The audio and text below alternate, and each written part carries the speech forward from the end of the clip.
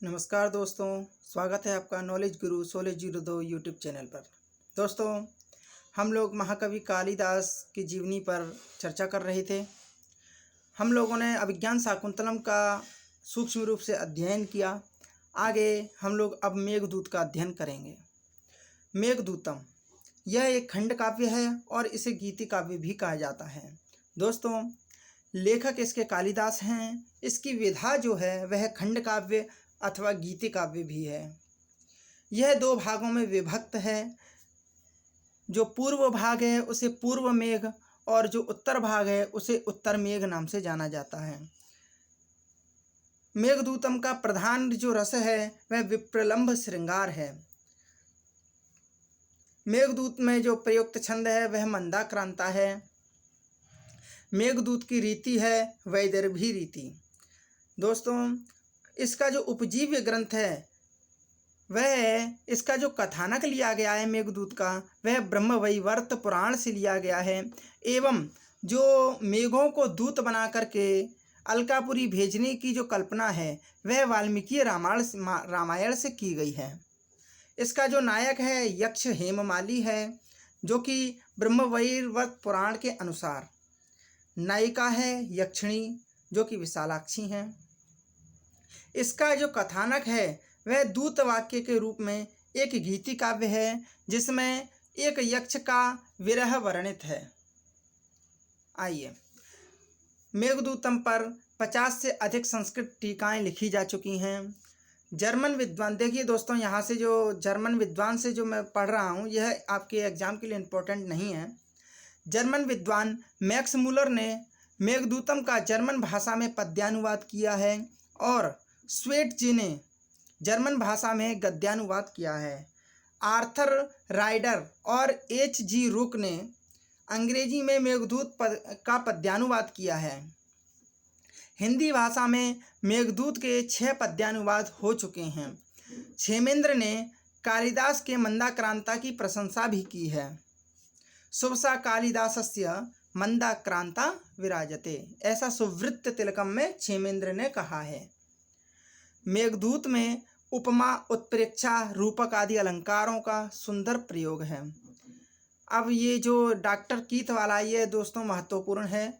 Doctor Keith ने मेघदूत को elegy यानी शोक गीत कहा है।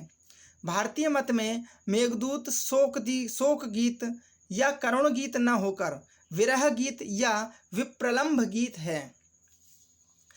मेघदूत के जो प्रमुख पात्र हैं वह यक्ष हेममाली हैं, यक्षिणी विशालाक्षी हैं, मेघ जो कि बादल हैं और कुबेर हैं जो कि यक्षाधिपति हैं। संस्कृत के गीति काव्यों के आदिम ग्रंथ महाकवि कालिदास का मेघदूत ही है, अथवा यह कह सकते हैं संस्कृत के गीति काव्यों में कालिदास ने सर्वप्रथम मेघदूत की ही रचना की थी। दक्षिणावर्तनाथ और मल्लिनाथ ने मेघदूत लिखने में रामायण से प्रेरणा मानी है। यक्ष को अलकाधीश्वर कुबेर ने जो शाप दिया उसका आधार पद्म पुराण से लिया गया है। वहाँ के योगिनी नामक आषाढ़ कृष्ण एकादशी महात्म्य प्रसंग में यह कथा संक्षेप में है। कहाँ पर? पद्म पुराण में। ब्रह्मवैवर्त पुराण को भी मेघदूत का उपजीव्य माना जाता है। मेघदूत में 115 पद्य हैं। यह 2 भागों में, अथवा हमने पूर्व में पढ़ भी चुके हैं, पूर्व मेघ और उत्तर मेघ में विभक्त है। पूर्व मेघ में 63 और उत्तर मेघ में 52 पद्य हैं। मल्लिनाथ ने 121 पद्य स्वीकार किए हैं किंतु 6 श्लोकों को प्रक्षिप्त माना है। मेघदूत का मुख्य रस विप्रलंभ श्रृंगार है। पूरे मेघदूत में मंदाक्रांता छंद प्रयुक्त है। यक्षों के अधिपति कुबेर हैं। उन्होंने अपने कार्य में प्रमाद करने के कारण किसी अपने अनुचर यक्ष को शाप दे दिया है। दोस्तों, अब आगे आते हैं रघुवंशम महाकाव्य पर। यह भी, इसके रचयिता भी कालिदास ही हैं। इसके रचयिता हैं महाकवि कालिदास। इसमें जो नायक हैं वह बहुत सारे नायक हैं, लेकिन मुख्य नायक जो हैं वह कौन है? भगवान श्री राम। तो नायक इसमें दिए हैं दिलीप हैं, रघु हैं, अज हैं, दशरथ हैं, राम आदि अनेक रघुवंशी राजागण जो भी हैं यह सब धीरोदात्त प्रकृति के नायक हैं। और मुख्य रूप से इसमें जो नायक हैं वह कौन है? राम है, जो कि धीरोदात्त प्रकृति के ही हैं। काव्य विधा महाकाव्य है। रचना काल ईसा पूर्व प्रथम शताब्दी से चतुर्थ शताब्दी के मध्य। इसमें भी विद्वानों में मतभेद है। रचना काल में इसमें 19 सर्ग हैं कुल मिलाकर के। इस यहाँ पर स्वर्गों के नाम दिए हुए हैं और श्लोक संख्या दी हुई हैं। आइए देख लेते हैं। पहला सर्ग है वशिष्ठ आश्रम अभिगमन, इसमें 95 श्लोक हैं। नंबर 2 नंदिनी वरदान, इसमें 75 श्लोक हैं।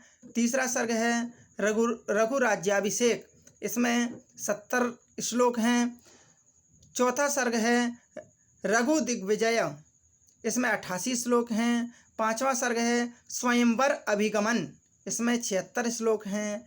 छठवां सर्ग है स्वयंवर वर्णन, इसमें 86 श्लोक हैं। सातवां सर्ग है अज पाणिग्रहण, इसमें 71 श्लोक हैं। आठवां सर्ग है अज विलाप, इसमें 95 श्लोक हैं। नौवां सर्ग है मृगया वर्णन, इसमें 82 श्लोक हैं। 10वां सर्ग है रामावतार, इसमें 86 श्लोक हैं। एकादश जो सर्ग है वह सीता विवाह वर्णन, इसमें 93 श्लोक हैं। 12वां सर्ग है रावण वध, इसमें 104 श्लोक हैं। 13वां सर्ग है दंड का प्रत्यागमन, इसमें 79 श्लोक हैं। 14वां सर्ग है सीता परित्याग, इसमें 87 श्लोक हैं। 15वां सर्ग है श्री राम स्वर्गारोहण, इसमें 103 सर्ग हैं। नंबर 16 सर्ग है कुमुदवती परिणय, इसमें 88 श्लोक हैं। 17वां सर्ग है अतिथि वर्णन, इसमें 81 श्लोक हैं। और 18वां सर्ग है वंशानुक्रम, इसमें 53 श्लोक हैं। और 19वां सर्ग है अग्निवर्ण श्रृंगार, इसमें 57 श्लोक हैं। दोस्तों इसमें जो मुख्य सर्ग हैं, जो कि प्रथम सर्ग मुख्य है वशिष्ठ आश्रम अभिगमन, और अंतिम सर्ग जो है अग्निवर्ण श्रृंगार 19वां सर्ग, यह भी मुख्य है। दोस्तों इसमें जो सबसे ज़्यादा श्लोक वाला सर्ग है रावण वध, यह भी मुख्य है।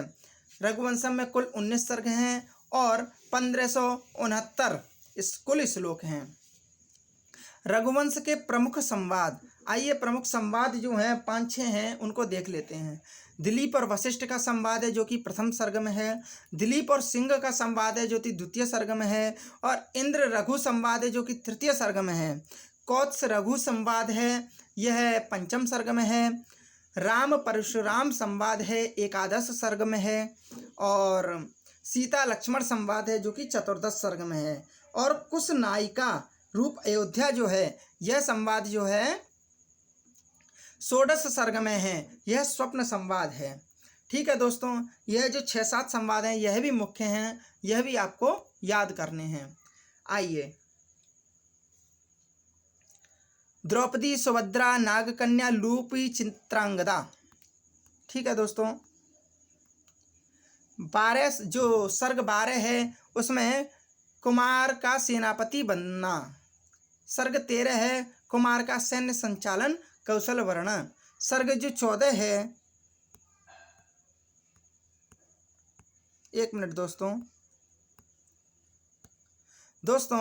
यहाँ पर रघुवंशम का जो संपूर्ण सूक्ष्म जो हमारा अध्ययन है समाप्त होता है। इसके बाद कुमार संभवम महाकाव्य आता है।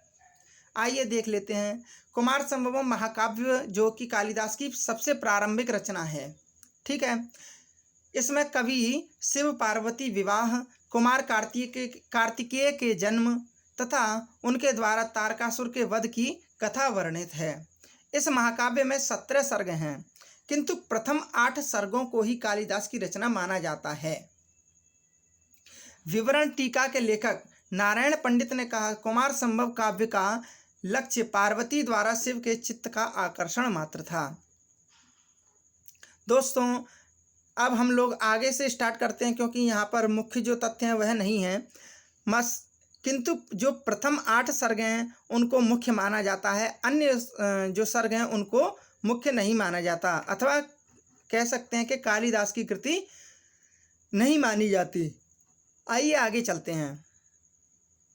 कुमार संभव महाकाव्य का परिचय।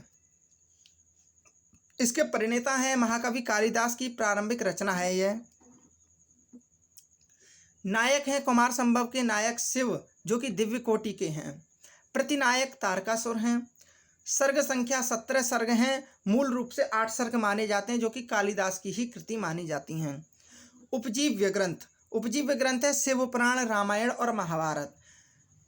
कुमार संभवम में रस है। कुमार संभवम का जो अंगी रस है वह है श्रृंगार।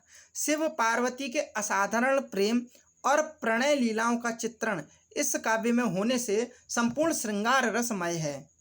चतुर्थ सर्ग में रति के करुण विलाप में आद्यंत करुण रस छाया हुआ है। ठीक है दोस्तों, समाधिस्थ शिव की मूर्ति एवं पार्वती की तपस्या वर्णन में शांत रस की छटा दिखती है। अंगरस के रूप में हास्य रस भी इस महाकाव्य में विन्यस्त है। छंद है। कुमार संभव में छंदों को देखते हैं। कालिदास के जो छोटे छंद होते थे वह अधिक प्रिय होते थे। बड़े छंदों का प्रयोग सर्गांत में किया गया है। छोटे छंदों में भी उपजाति और अनुष्टुप कालिदास को अति प्रिय छंद लगे हैं। कुमार संभव में सर्वाधिक उपजाति छंद का प्रयोग हुआ है। यह प्रश्न पूछा भी जाता है कि कुमार संभव में सर्वाधिक किस छंद का प्रयोग हुआ है, तो आप कहेंगे उपजाति छंद का। सर्गानुसार कथा वस्तु, आइए यह भी देख लेते हैं। प्रथम सर्ग में हिमालय का भव्य वर्णन है। हिमालय में ना विवाह है, पार्वती का जन्म और सौंदर्य है। नारद द्वारा शिव पार्वती विवाह की चर्चा है। पार्वती द्वारा शिव की आराधना है। सर्ग 2 में है तारकासुर से पीड़ित देवताओं के द्वारा ब्रह्मा की प्रार्थना, ब्रह्मा द्वारा उपाय कि शंकर पार्वती पुत्र ही तारक यानी तारकासुर का वध कर सकता है। सर्ग 3 है देवगण शिव के चित्त में क्षोभ उत्पन्न करने के लिए कामदेव को उपयोग करते हैं। कामदेव द्वारा वसंत ऋतु फैलाना, शिव पर बाण चलाना, शिव द्वारा कामदेव को भस्मसात करना, यह तृतीय सर्ग में है। चतुर्थ सर्ग है कामदेव की पत्नी रति का विलाप, वियोगिनी छंद का कवि द्वारा प्रयोग। सर्ग 5 में है महाकाव्य का श्रेष्ठ सर्ग। महाकाव्य का अथवा कुमार संभव महाकाव्य का जो सर्वश्रेष्ठ सर्ग है वह पंचम सर्ग है। पार्वती की घोर तपस्या का वर्णन है। असाध्य शिव को तपस्या ही द्रवित करती है। शिव पार्वती का रमणीय संवाद है। सर्ग 6 है विवाह इच्छुक शिव का संदेश लेकर सप्तर्षि गण हिमालय के पास जाते हैं। सर्ग 7 में है शिव की दर्शनीय वर यात्रा, पार्वती परिणय। सर्ग 8 में है रथोद्धता छंद में विवाह के अंतर्गत शिव पार्वती दाम्पत्य जीवन, केली विहार वर्णन। दोस्तों यह पूछा जाता है कि कुमार संभव में केली विहार वर्णन किस सर्ग में है, तो आपको याद रखना है अष्टम सर्ग में। कुछ विद्वान 8 सर्ग तक ही कालिदास की रचना मानते हैं। चलिए आइए सर्ग 9 से भी देख लेते हैं। यद्यपि सर्ग 9 से एग्जाम में नहीं पूछा जाता है, तब भी जो सूक्ष्म कथा है वह हम पढ़ लेते हैं। सर्ग 9 में शिव पार्वती का विहार, यात्रा करते हुए कैलाश पर्वत गमन।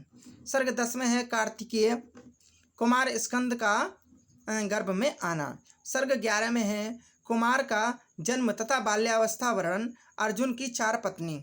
ठीक है दोस्तों, और द्रौपदी, सुभद्रा, नागकन्या लूपी और चित्रांगदा, यह 4 पत्नी। आइए सर्ग 12 में है कुमार का सेनापति बनना। सर्ग 13 में है कुमार का सैन्य संचालन कौशल वर्णन। सर्ग 14 में है देवसेना द्वारा आक्रमण हेतु प्रस्थान। सर्ग 15 में है देवासुर सेनाओं का संघर्ष, और सर्ग 16 में है युद्ध वर्णन, और सर्ग 17 में है कुमार द्वारा तारकासुर का वध। दोस्तों यहाँ पर हमारा महाकवि कालिदास का संपूर्ण परिचय पूर्ण होता है। अब हम लोग आज की कक्षा को यहीं पर रोकते हैं और कल अन्य किसी कवि का परिचय लेंगे। ठीक है दोस्तों, धन्यवाद।